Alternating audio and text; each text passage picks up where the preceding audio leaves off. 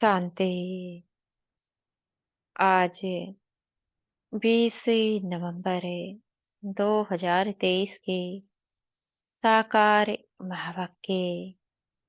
मीठे बाप दादा कहते, मीठे बच्चे, एवर हेल्दी एवर वेल्दी बनने के लिए तुम अभी डायरेक्ट अपना तन मन धन इंश्योर करो। इस समय ही यह बेहद का इंश्योरेंस होता है। आज का प्रश्न है, आपस में एक दूसरे को कौन सी स्मृति दिलाते उन्नति को पाना है? उत्तर देते हैं बाबा, दूसरे एक दूसरे को स्मृति दिलाओ कि अब नाटक पूरा हुआ, वापस घर चलना है।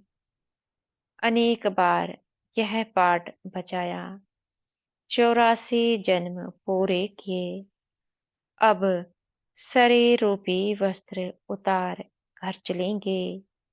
यही है तुम रूहानी सोशल वर्कर की सेवा।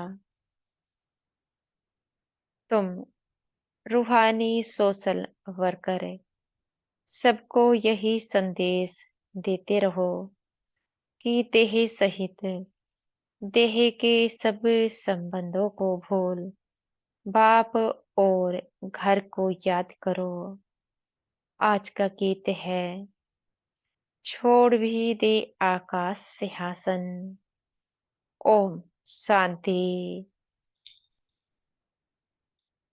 जहाँ गीता की पाठशालाएं होती है, वहाँ अक्सर करके यह गीत गाते हैं। गीता सुनाने वाले पहले यह श्लोक गाते हैं, यह जानते तो नहीं है कि किसको बुलाते हैं।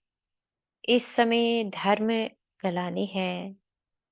पहले है प्रार्थना, फिर वह रिस्पॉन्स करते हैं, आओ फिर से आकर गीता ज्ञान सुनाओ, क्योंकि पाप बहुत बढ़ गए हैं। वह फिर रिस्पॉन्स करते हैं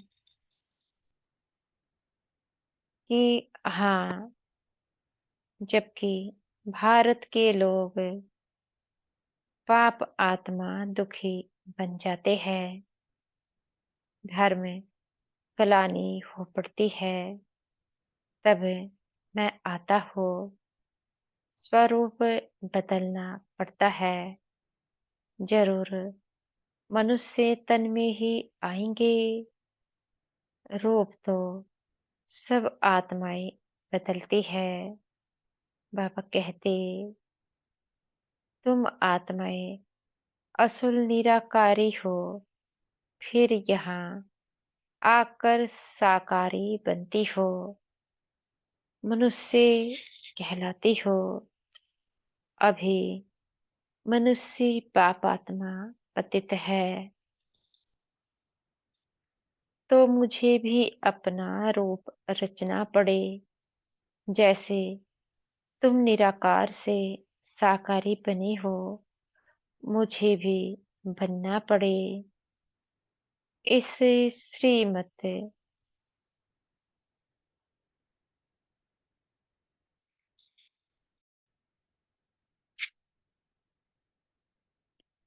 इस पतित दुनिया में तो श्री कृष्ण आ ना सके। वह तो है स्वर्ग का मालिक, समझते हैं। श्री कृष्ण ने गीता सुनाई, परंतु श्री कृष्ण तो पतित दुनिया में हो न सके। उनका नाम, रूप, देश काल, एक्ट सब बिल्कुल अलग है। यह बाप बतलाते हैं। श्री कृष्ण को तो अपने माता पिता है, उसने माँ के गर्भ से अपना रूप रचा, मैं तो गर्भ में नहीं जाता।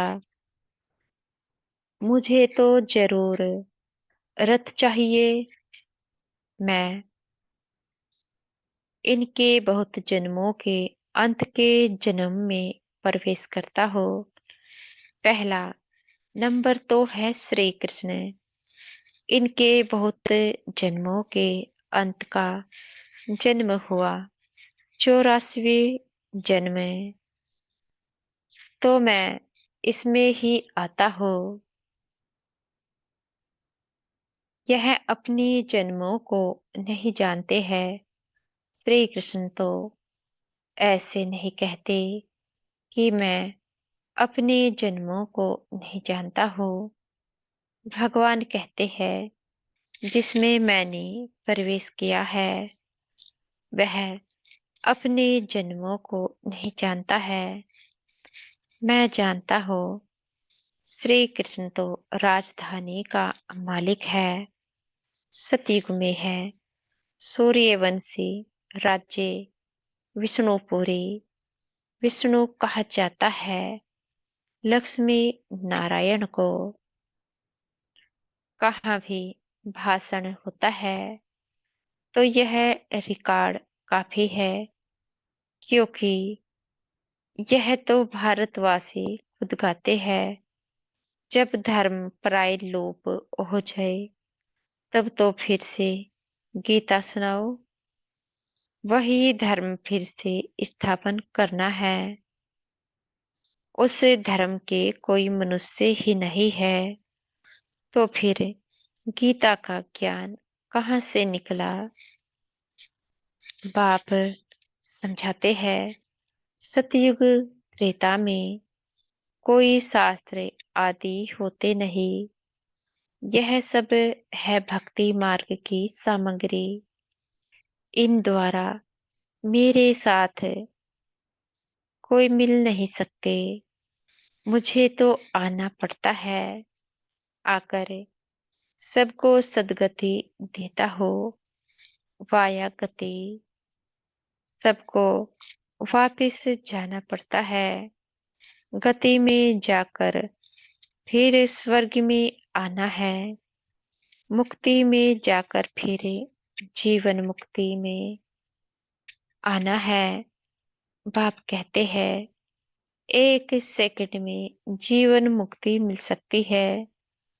गाया हुआ है गृहस्थ व्यवहार में रहते 1 सेकंड में जीवन मुक्ति अर्थात दुख रहित।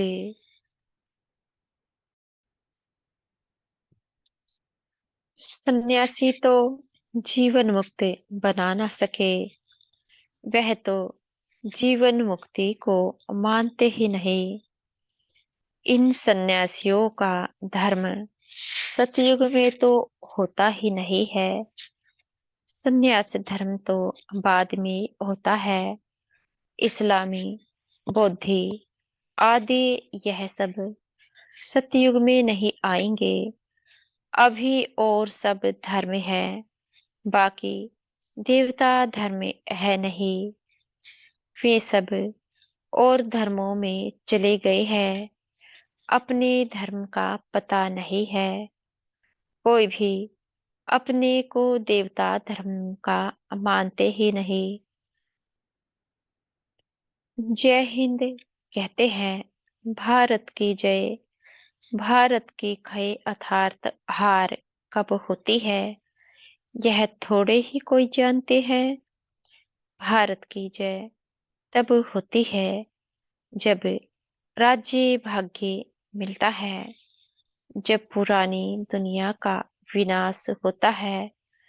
क्षय करता है रावण, जय करता है राम।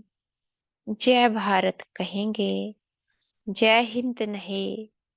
अक्षर बदल दिया है। गीता के अक्षर अच्छे अच्छे हैं।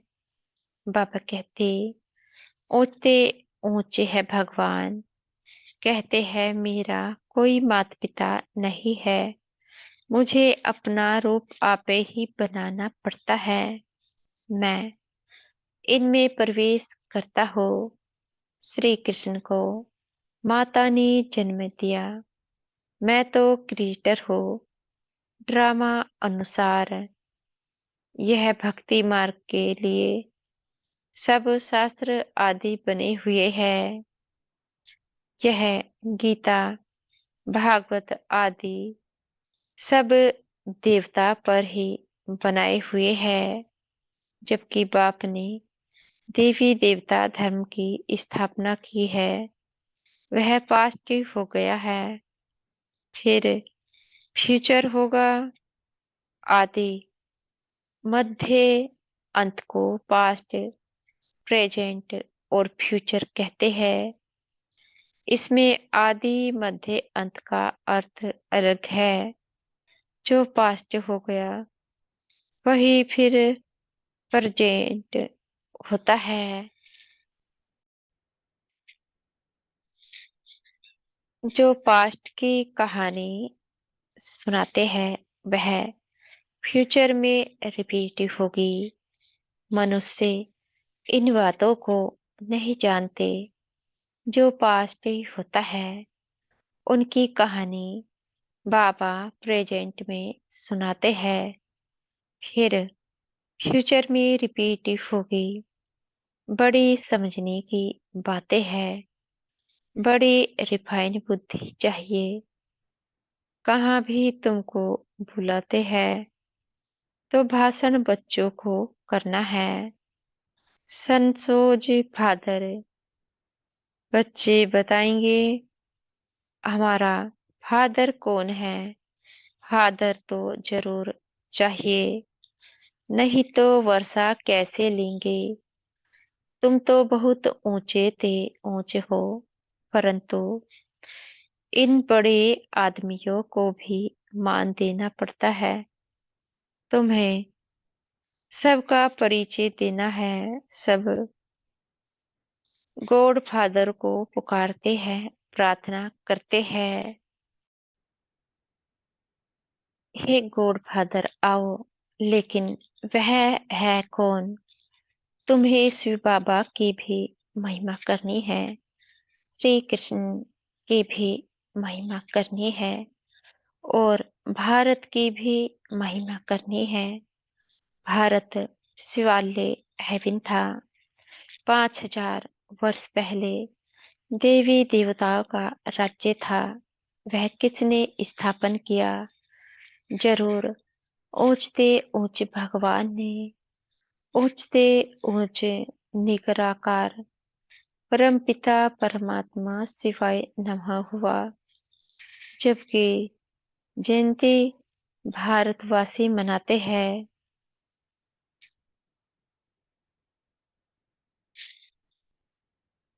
बाबा कहते, परंतु शिव कब पधारे थे यह किसको पता नहीं है। जरूर हेवन से पहले संगम पर आया होगा। कहते हैं कल्प कल्प के संगमी युगे युगे आता हो। हर एक युग में नहीं। अगर हर एक युग कहो तो भी 4 अवतार होने चाहिए। उन्होंने तो कितने अवतार दिखाए हैं। ऊंचे से ऊंचा एक बाप है जो ही हेवन रचते हैं। भारत ही हेवन था, वाइसलेस था। फिर तुम यह प्रश्न उठा नहीं सकते हो कि बच्चे कैसे पैदा होते हैं। वह तो जो रस्म रिवाज होगी वह चलेगी। तुम क्यों फिक्र करते हो। पहले तुम बाप को तो जानो। वहां आत्मा का ज्ञान रहता है। हम आत्मा एक शरीर छोड़ दूसरा लेती है। रोने की बात नहीं। कभी अकाली मृत्यु नहीं होती है। खुशी से शरीर छोड़ देते हैं। तो बाप ने समझाया है मैं कैसे रूप बदल कर आता हूँ। श्री कृष्ण के लिए नहीं कहेंगे, वह तो गर्भ से जन्म लेते हैं। ब्रह्मा विष्णु शंकर है सूक्ष्म वतनवासी। प्रजापिता तो जरूर यहाँ चाहिए। हम उनकी संतान हैं। वह निराकार बाप अविनाशी है। हम आत्माएं भी अविनाशी है। परंतु हमको पुनर्जन्म में जरूर आना है। यह ड्रामा बना हुआ है। कहते हैं फिर से आकर गीता का ज्ञान सुनाओ। तो जरूर सब चक्र में आएंगे जो होकर गए हैं। बाप भी होकर गए हैं फिर आए हुए हैं। कहते हैं फिर से आकर गीता सुनाता हो। बुलाते हैं पतित पावन आओ। पतित है तब तो पाप धोने के लिए गंगा स्नान करने जाते हैं। स्वर्ग में यह भारत ही था। भारत है ऊंचे अविनाशी खंड। सबका तीर्थ स्थान। बाबा कहते सब मनुष्य मात्र पतित है। सबको जीवन मुक्ति देने वाला वह बाप है। तो जरूर इतनी बड़ी सर्विस करते हैं। उनकी महिमा गानी चाहिए। अविनाशी बाप का बर्थ प्लेस है भारत। वही सबको पावन बनाने वाला है। बाप अपने बर्थ प्लेस को छोड़ और कहीं जा ना सके तो बाप बैठ समझाते हैं मैं कैसे रूप रचता हूँ। सारा मदार धारणा पर है। धारणा पर ही तुम बच्चों का मर्तबा है। सबकी मुरली एक जैसी हो नहीं सकती। भल काठ की मुरली सब बजाए तो भी एक जैसी नहीं बजा सकते। हर एक की एक्ट का पार्ट अलग है। इतनी छोटी सी आत्मा में कितना पार्ट भरा हुआ है। परमात्मा भी कहते हैं हम पार्टधारी है। जब धर्म ग्लानि होती है तब मैं आता हूँ। भक्ति मार्ग में भी मैं देता हूँ। ईश्वर ईश्वर अर्थदान पुण्य करते हैं तो ईश्वर ही उनका फल देते हैं। सब अपने को इंश्योर करते हैं। जानते हैं इनका फल दूसरे जन्म में मिलेगा। तुम इंश्योर करते हो 21 जन्मों के लिए। वह है हद का इंश्योरेंस इनडायरेक्ट और यह है बेहद का इंश्योरेंस डायरेक्ट। तुम तन मन धन से अपने को इंश्योर करते हो फिर अथाह धन पाएंगे। एवर हेल्थी वेल्दी बनेंगे। तुम डायरेक्ट इंश्योर कर रहे हो। मनुष्य ईश्वर मनुष्य ईश्वर अर्थ दान करते हैं। समझते हैं ईश्वर देगा। वह कैसे दिलाते हैं यह थोड़े ही समझते हैं। बाबा कहते मनुष्य समझते हैं जो कुछ मिलता है ईश्वर देता है। ईश्वर ने बच्चा दिया अच्छा देते हैं तो फिर लेंगे भी जरूर। तुम सबको मरना जरूर है। साथ कुछ भी तो नहीं जाएगा। यह शरीर भी खत्म होना है। इसलिए अब जो भी इंश्योर करना है वह करो। फिर 21 जन्म इंश्योर हो जाएंगे। ऐसे नहीं कि इंश्योर कर और सर्विस कुछ भी ना करो। यहाँ ही खाते रहो। सर्विस तो करनी है ना। तुम्हारा खर्चा भी तो चलता है ना। इंश्योर कर और खाते ही रहते हो तो मिलेगा कुछ नहीं। मिले तब जब सर्विस करो तो ऊंच पद भी पाएंगे। जितना जो जास्ती सर्विस करते हैं उतना जास्ती मिलता है। थोड़े सर्विस तो थोड़ा मिलेगा। गवर्नमेंट के सोशल वर्कर भी नंबरवार होते हैं। उनके बड़े बड़े हेड्स होते हैं। बाबा कहते अनेक प्रकार के सोशल वर्कर है। वह है जिस्मानी, तुम्हारी है रूहानी सर्विस। हर एक को तुम यात्री बनाते हो। यह है बाप के पास जाने की रूहानी यात्रा। बाप कहते हैं देह सहित देह के सब संबंधों को और गुरु गोसाई आदि को भी छोड़ो। मामिकम याद करो। परम पिता परमात्मा निराकार है। साकार रूप धारण कर समझाते हैं। कहते हैं मैं लोन लेता हूँ, प्रकृति का आधार लेता हूँ। तुम भी नंगे आए थे, अब फिर सबको वापस जाना है।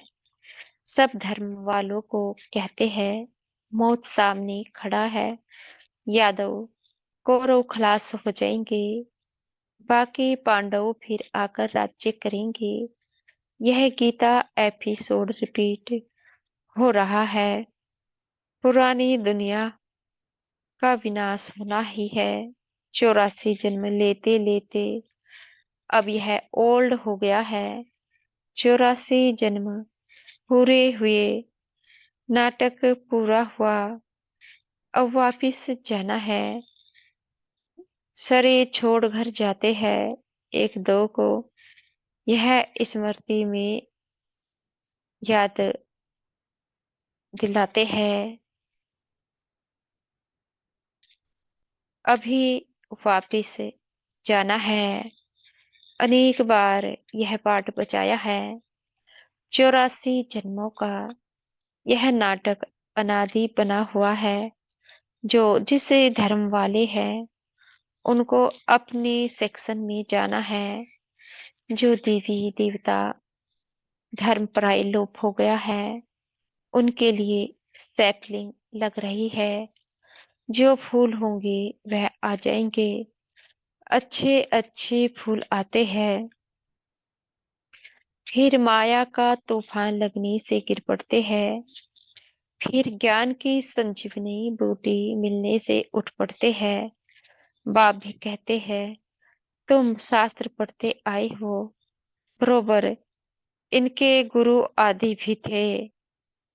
बाप कहते हैं गुरुओं सहित सबकी सदगति करने वाला एक ही है।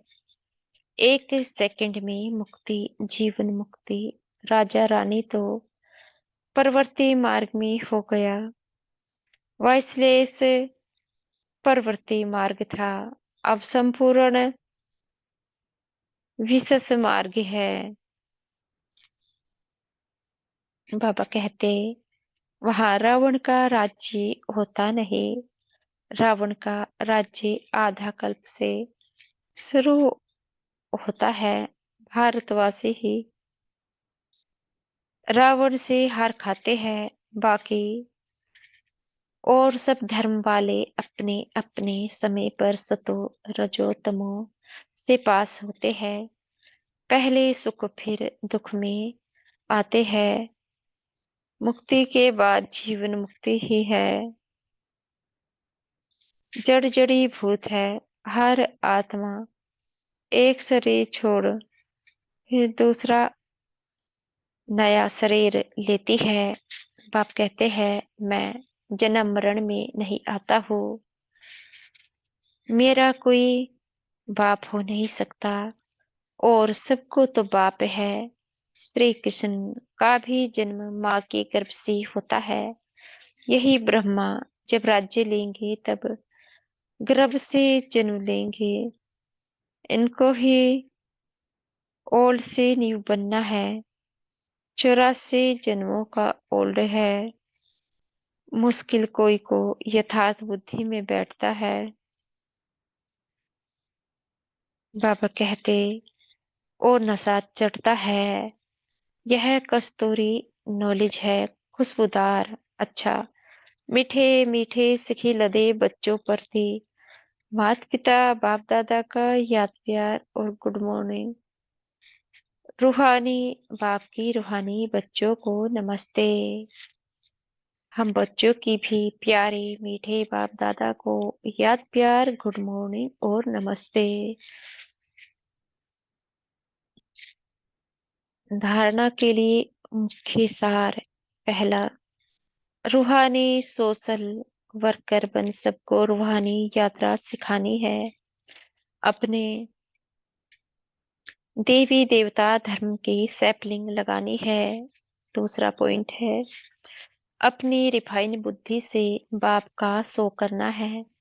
पहले स्वयं में धारणा कर फिर दूसरों को सुनाना है। आज का वरदान है, हमारे सतगुरु जी हमें आज का वरदान देने जा रहे हैं। वाचा के साथ मनसा द्वारा शक्तिशाली सेवा करने वाले सहज सफलता मूर्त भव। जैसे वाचा की सेवा में सदा बिजी रहने के अनुभवी हो गए हो, ऐसे हर समय वाणी के साथ साथ मनसा सेवा स्वतः होनी चाहिए। मनसा सेवा अर्थात हर समय हर आत्मा के प्रति स्वतः शुभ भावना और शुभकामना के शुद्ध वाइब्रेशन अपने को और दूसरों को अनुभव हो। मन से हर समय सर्व आत्माओं के प्रति दुआएं निकलती रहे, तो मनसा सेवा करने से वाणी की एनर्जी जमा होगी और यह मनसा की शक्तिशाली सेवा सहज सफलता मूर्त बना देगी। आज का स्लोगन है, अपनी हर चलन से बाप का नाम बाला करने वाले ही सच्चे सच्चे खुदाई खिदमतगार है। अच्छा, ओम शांति। शुक्रिया हमारे मीठे प्यारे बाप दादा का, बहुत बहुत शुक्रिया। ओम शांति।